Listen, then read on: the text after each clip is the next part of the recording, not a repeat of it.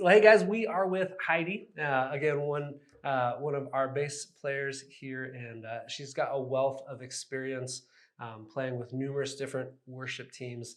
Um, and I don't know if you've experienced this. I know I have, but what do you do when you're on a team and you're the least experienced or least talented of the bunch?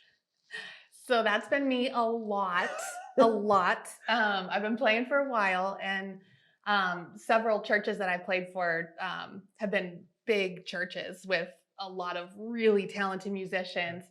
Um, so I have gotten the opportunity to learn from a lot of them. And I think the most important thing is just to be open to learning. Um, you can never be the best at what you do. There is always room to learn. So being able to listen to the people you're playing with, to be able to take advice, to take criticism, ask questions, always be open to learning. And no matter how long you've been playing, there's always an opportunity to learn from somebody. So I would say that is super important. If you're feeling like you're the least talented person, that's okay. That's such a good place to be because there's so much opportunity for you to learn from the people around you. So take that opportunity and ask questions, and hone your skill using the people around you. Yeah. Now, when you're in those situations, does it change the way that you play?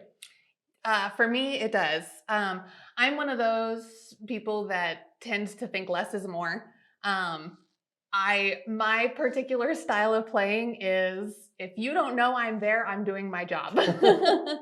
As a bass player, especially, and even as a rhythmist, I know a lot of drummers are like this too. Your job is to lay the foundation.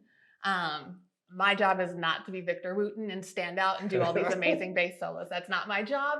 That's not what I'm good at. What I'm really good at is playing in the pocket and being consistent. So know what you're good at, and simple is better, especially when you're playing live. No. It just gets, sometimes the sound will get too muddy, and generally people in your audience they're not gonna be able to pick out a certain part that you've worked for 8 hours on. It's just not that important, especially when it comes to worship music. Your one goal is to usher people into the presence of God and help lead them into a place of worship. It's not to distract them with your super awesome guitar lick or your awesome bass solo. So I would say that's super important when you're the least talented person, and just keep it simple. Take what you can, learn.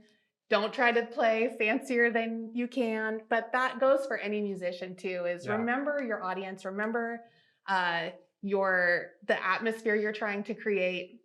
It's really important to keep that in mind. It's not just about what you're playing; it's about the mood you're trying to set. Yeah. No, that's really good. Keeping it simple, and I too have been in most of the teams that I've been on. I've been least talented, but it's just yeah, learning how to fit um, while playing as best you can, but being able to fit in the team is huge, and not overplaying is a big part of that. And I think also too when you try to keep it simple, you make less mistakes and Mm-hmm. less big mistakes. One worship pastor that I played with, his thing, especially with bass, is like make sure you know your first note in those big choruses, because if you hit that wrong, um, people are going to notice. And Yes.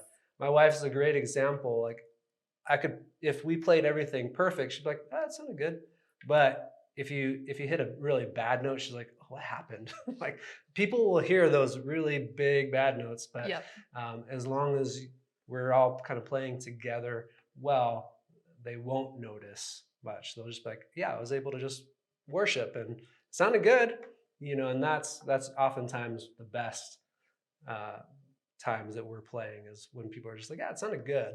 No one stood out, but Right. yeah, And I think that's one of the things I've learned the most about playing with some of the people that I've played with is a lot of the musicians that I have played with have been studio musicians, or they've played in like the Chicago Music Company, like these big organizations. Like it's crazy some of the talent that I have had the honor of being around. But even those people, actually, I would say especially those people, know the importance of playing with your team and knowing what everybody else around you is playing. The ones that are the most talented and probably could do the best like solos and stand out the most are usually the ones that hold back the most and make sure that they are playing in a way that is consistent with the rest of the team.